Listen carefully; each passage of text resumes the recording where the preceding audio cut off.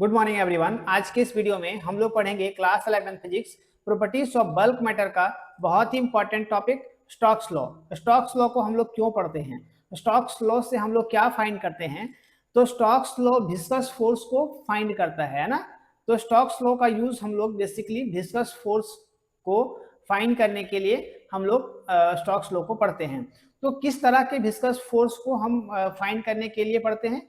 तो यहाँ पर आपको ये पिक्चर में दिख रहा होगा कि एक फ्लूइड है। इस फ्लूइड में एक स्फेरिकल बॉडी को हम लोग क्या कर रहे हैं, मोशन करवा रहे हैं, मूव करवा रहे हैं, जो भी वेलोसिटी से मूव कर रहा है। तो इस भी वेलोसिटी से जब ये मूव कर रहा है तो इसमें जो फ्लूइड होगा वो इसको अपोज करेगा, इसके अपोजिट एक फोर्स लगाएगा। उसी अपोजिट फोर्स को हम लोग विस्कस फोर्स भी कहते हैं। जैसा कि आपको यहाँ पर इस पिक्चर में दिख रहा है, इस पिक्चर में एक स्फेरिकल बॉडी है। सबसे पहले तो आपको ये फ्लूइड दिख रहा है, इस फ्लूइड के अंदर में एक स्फेरिकल बॉडी है ना। इस स्फेरिकल बॉडी को हम v वेलोसिटी के साथ मूव करवा रहे हैं। जब हम इसको v वेलोसिटी के साथ मूव करा रहे हैं तो ये लिक्विड फ्लूइड जो चाहेगा इसको ये फ्लूइड इसके ऊपर एक अपोजिट फोर्स लगाता है। उसी अपोजिट फोर्स को हम लोग विस्कस फोर्स भी कहते हैं। तो विस्कस फोर्स को ही फाइंड करने के लिए हम लोग स्टोक्स लॉ का यूज करते हैं। विस्कस फोर्स को फाइंड करने के लिए स्टोक्स लॉ का यूज किया जाता है। ठीक है, अब हम इस पिक्चर को तो समझ लिए, लेकिन इस पिक्चर को जितना हम समझे हैं उसको हम डिटेल में भी इस चीज को लिखेंगे भी। when a small spherical body moves through a viscous fluid, the fluid oppose its motion। जब हम एक स्फेरिकल बॉडी को किसी फ्लूइड में, विस्कस फ्लूइड में मूव करवाते हैं तो जो फ्लूइड होता है वो अपोज करता है इट्स मोशन, उसके मोशन को, इस स्फेरिकल बॉडी के मोशन को क्या करता है, अपोज करता है। This opposing force is called the viscous force और ड्रग फोर्स। इसको हम लोग विस्कस फोर्स और ड्रग फोर्स बोलते हैं। यहाँ तक हमको क्या समझ में आया कि एक फ्लूइड के अंदर में स्फेरिकल बॉडी को अगर हम मूव करवाते हैं तो उसके एक अपोजिट फोर्स आपको लगता है। उसी अपोजिट फोर्स को हम लोग विस्कस फोर्स या फिर ड्रग कहते हैं। अभी तक तो हम लोग सिर्फ इसका बेसिक चीज पढ़े, लेकिन अब हम लोग इसका जो डिफिनेशन है वो समझेंगे। उसके लिए जरा सा इस पिक्चर को ऊपर करना होगा। यहाँ पर आप इस चीज को बेहतर तरीके से समझ सकते हैं। यहाँ पर आप इस पिक्चर को सबसे पहले ड्रॉ जरूर करोगे। ठीक है, यहाँ पर है according to Stokes law. Stokes law के अनुसार आपको क्या पता चलता है, the viscous force experienced by a small spherical body moving with a velocity v in a viscous fluid is directly proportional to the radius of the sphere and the velocity। इस चीज में क्या बोला गया है कि स्टोक्स लॉ के अनुसार जो विस्कस फोर्स है उसको एक्सपीरियंस करता है स्फेरिकल बॉडी का, जो भी वेलोसिटी के साथ मूव करता है, और वो डायरेक्टली प्रोपोर्शनल होता है किसके, radius of the sphere of and the velocity के।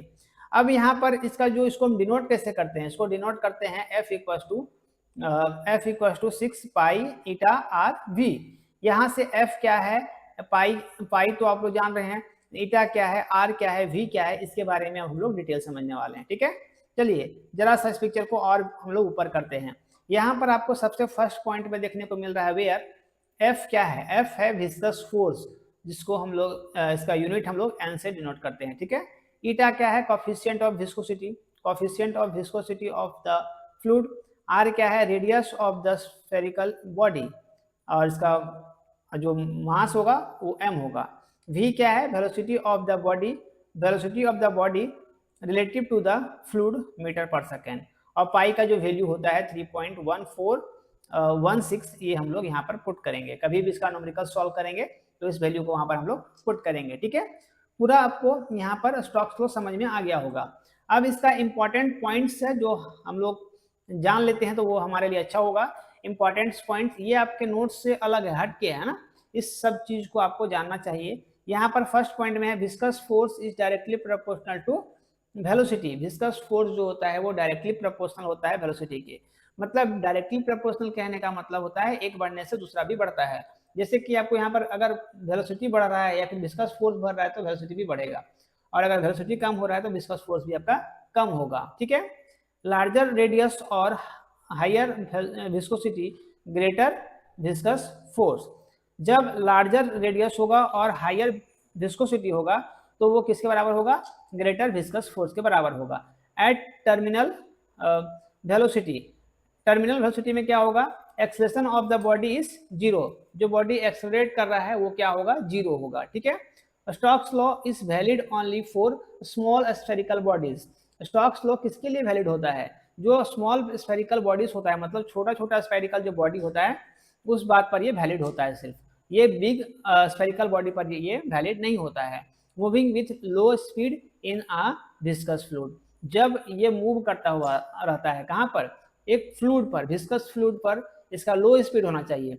स्टोक्स लॉ को फाइंड करने के लिए सबसे पहले हमारा जो बॉडी होना चाहिए वो बहुत ही छोटा होना चाहिए, साथ ही साथ जो वहाँ पर मोशन होगा वो मूव करेगा वो क्या होना चाहिए, बहुत ही स्लो होना चाहिए, है ना, विस्कस फ्लूइड के अंदर। तो टोटल ये हमारा स्टोक्स लॉ के बारे में आपको इस टॉपिक पर समझ में आया होगा। स्टोक्स लॉ क्या होता है, उसका पिक्चर क्या है, उसका इंपॉर्टेंट पॉइंट्स क्या है। यहाँ से इसका सबसे इंपॉर्टेंट ये फार्मूला है F = 6 पाई eta RV। इस फार्मूले का यूज करके हम लोग ऑब्जेक्टिव क्वेश्चंस को भी सॉल्व करेंगे। तो आई होप आपको ये पूरा वीडियो समझ में आया होगा। इस तरह का वीडियोस हमारे चैनल पर रेगुलर अपडेट आपको देखने को मिलता है, इसलिए आप मेरे चैनल को जरूर सब्सक्राइब कर लेंगे और वीडियो को जितना हो सके अपने दोस्तों के साथ शेयर करेंगे, ताकि और भी बच्चे मेरे साथ जुड़ करके बेहतर से बेहतर तरीके से फिजिक्स पढ़ सकेंगे, सीख सकेंगे। और बेल आइकन को प्रेस कर लेना है, जिससे मेरा अपडेट सुबह 10 बजे आता है, वो अपडेट सबसे पहले आप तक पहुंचेगा। और इसका हर एक टॉपिक का नोट्स जो है, अगर आपको नोट्स चाहिए तो आप मेरे फेसबुक चैनल पर भी जुड़ सकते हैं, वहां से जुड़ करके अपना नोट्स पा सकते हैं। तो मिलते हैं ऐसे मजेदार वीडियो के साथ, तब तक थैंक यू, टेक केयर, जय हिंद।